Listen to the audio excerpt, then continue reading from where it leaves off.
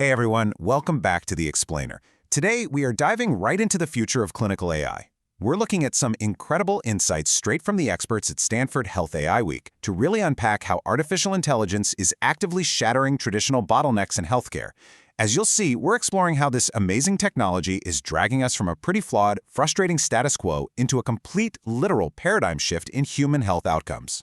So, let me ask you a question. Who knows your medical history better, your doctor or an AI? Really think about that for a second. We've all been there, right? Your human doctor is brilliant, highly trained, and deeply empathetic. But let's be honest, they are also profoundly fatigued, overworked, and staring down a totally packed schedule. Now, contrast that with artificial intelligence. An AI has infinite memory, infinite patience, and literally all the time in the world to review every single page of your decade-long medical history. We are entering a time of unbounded potential, where tech is finally meeting the most acute, catastrophic problems in the healthcare system head-on. All right, so here's how we're going to break this all down today.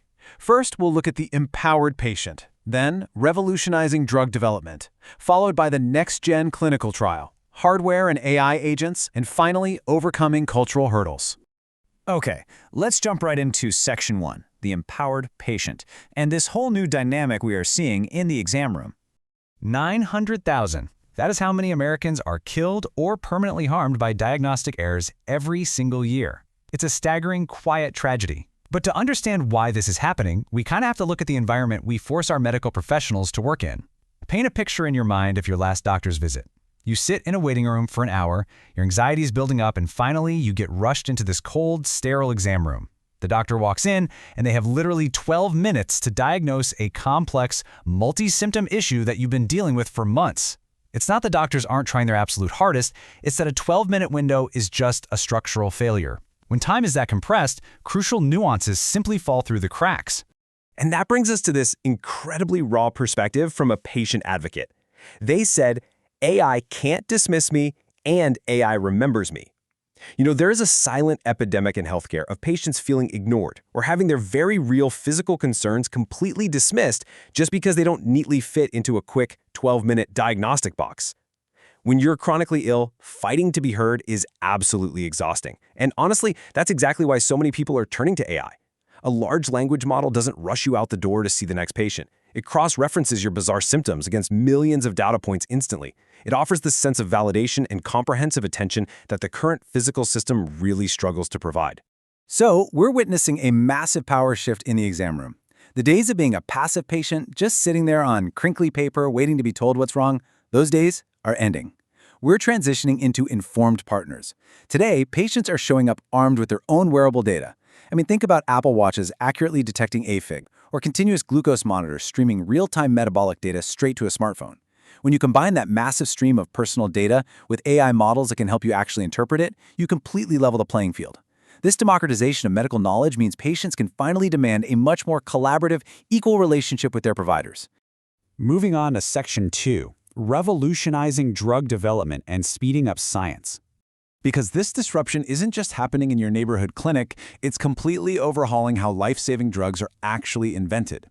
Historically, drug development relied on what we'd call brute force. Imagine scientists physically testing thousands upon thousands of chemical compounds in a lab, one by one, through trial and error over several years, just to find a single viable candidate. It's like finding a needle in a haystack.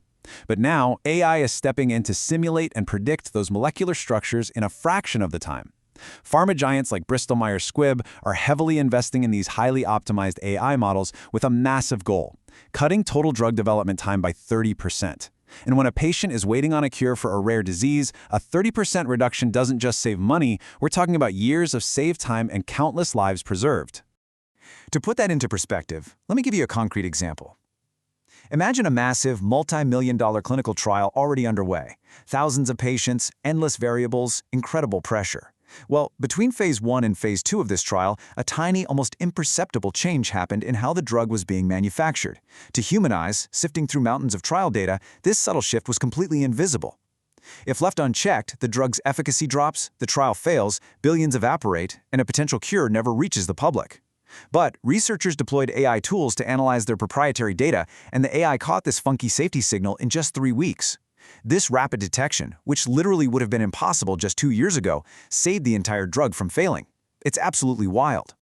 Which leads us perfectly into Section 3, the next-gen clinical trial and finding the right patients fast. Right now, a staggering 80% of the population lacks early access to clinical trials. Imagine being an overworked community oncologist. You might see 5 different patients with 5 entirely different types of cancer before you even take your lunch break. How could you possibly be expected to memorize the hundreds of complex, constantly changing trial criteria for every single one of those unique diseases? You just can't. The friction is way too high. And on top of that, trials are plagued by strict, outdated eligibility rules that unnecessarily exclude perfectly willing patients for non-scientific reasons. So, breakthrough treatments are just sitting in limbo, while desperate patients are left out in the cold. The key to fixing this isn't making doctors work harder, it's removing the friction entirely. Institutions like City of Hope recognize this bottleneck and revolutionize the process with their Hope Pathways program. They basically stripped away the manual hunting and replaced it with a streamlined, visual dashboard built right into the doctor's existing workflow. Now, it's as simple as reviewing the patient's cancer type, looking on the screen for a green visual symbol indicating a trial is open, and clicking exactly once to send an inquiry to a central coordinator. Boom! Done! By simplifying the interface and letting the back-end tech do the heavy lifting, their trial enrollment is breaking records, consistently pushing past 150 patients a month. Okay, Section 4, hardware and AI agents. Let's look at the actual infrastructure of this disruption. Because none of this transformation happens without the right physical infrastructure. Hospitals are rightfully terrified of data leaks. Protecting patient privacy is rule number 1. That's why NVIDIA envisions the future of healthcare AI as an inverted triangle. At the broad top, you have generalist cloud APIs for basic, non-sensitive medical knowledge. In the middle, domain-specific agents tailored for specialized tasks. But the foundational point at the bottom, the absolute holy grail, is highly secure, on-premise proprietary models. This setup gives hospitals the incredible flexibility of open models while keeping highly sensitive proprietary health data safely locked down inside the building, completely severed from the public internet. Now check out this number, 95%. Think about that. That staggering number represents the percentage of global healthcare systems running on a standard Windows operating system. We're not talking about a landscape of hyper-futuristic sci-fi mainframes. It's just standard, everyday software powering hospitals across the globe. And why does that 95% market share matter? Because it means we can bring what is known as edge computing directly into the environments doctors already use.